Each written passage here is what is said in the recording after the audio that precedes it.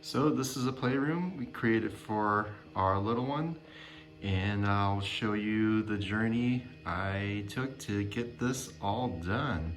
I got the spilled paint look here. We got some wall decals with a number tree and the alphabet. As you see, it's already been lived in a little bit. Got some rubber floor tiles. This is a soft play area that my mom actually got for us for Christmas. So I'll just do a quick, and we also got here texture wall as well. So I'm just gonna do a quick story of how this all came together.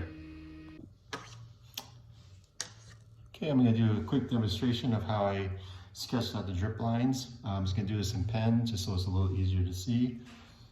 So just make a simple freehand. So just something like that. Then I take a level and then get these lines, excuse me, straightened out. So get that nice and level, draw a line, get this side, and draw that line. Same thing on the other side.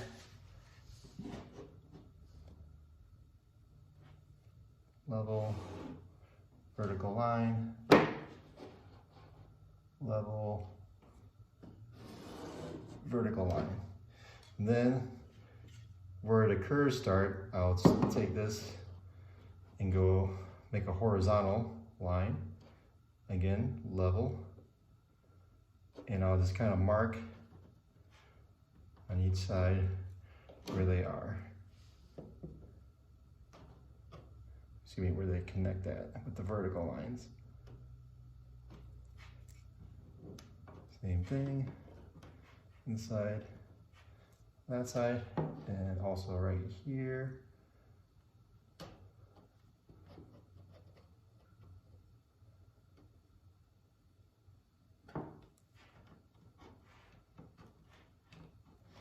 And from here, I just make some freehand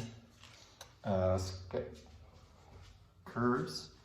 Again, if in pencil, I'd probably be erasing these so they're not distracting, but just go here and just start making those curves.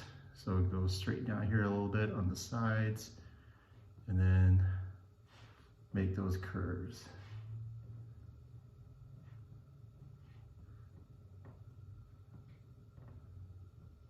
And again, these are going to be just guidelines for when you're actually painting. Same thing over here.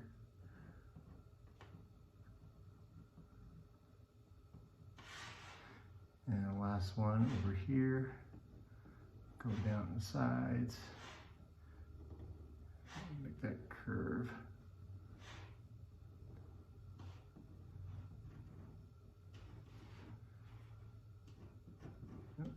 Ink here a little bit. Okay, but you get the basic idea, and that's how we make the drip lines. All right, so once I got the pencil lines drawn in and perfectly straight up and down and got my drip curves drawn in, then I get some painter's tape and cover up those vertical lines. For the drip marks coming in, they go on the inside drip mark, and on the drip marks of that section I'm getting, they go on the outside. So as you can back up a little bit here, as you can see, I got that section ready to go, and we'll start painting. Okay, so when I decided to make this video, I finished the room and realized I didn't show the painting of the bottom of the curves. So just kind of do a little demonstration here. So normally there would be, of course, the painter's tape on both sides of this drip area. So what I would do is I basically kind of get my brush, you know, paint down here, and the painter's tape would, of course, cover this area. then to get the bottom of the curves, I basically pivot at the top of the brush and then just kind of go like this. And of course, with the paint on, it's a little more accurate. And then that's how I do the bottom of the curves. And same thing, see it's a little wider area. Same thing, pivot, rotate, then kind of scooch over here at the bottom. And of course, you'd be following your lines that you drew earlier. And there we go. Same thing for the top. Pivot. Follow the lines. Of course, I'm a little outside here, but when you have the paint on, trust me, it's a little bit more easier to control and down. So that's a quick demonstration of how I did the curves at the top and bottom of the drips. And as you can see, it's, you know, I'm not always gonna be perfect, but when you're up close, but when you, from a distance, it looks pretty good.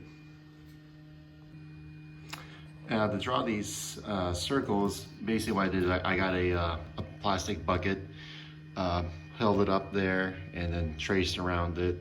And then for the lines, I just kind of eyeballed straight lines with painter's tape, and then painted within the circle, and then of course down the line.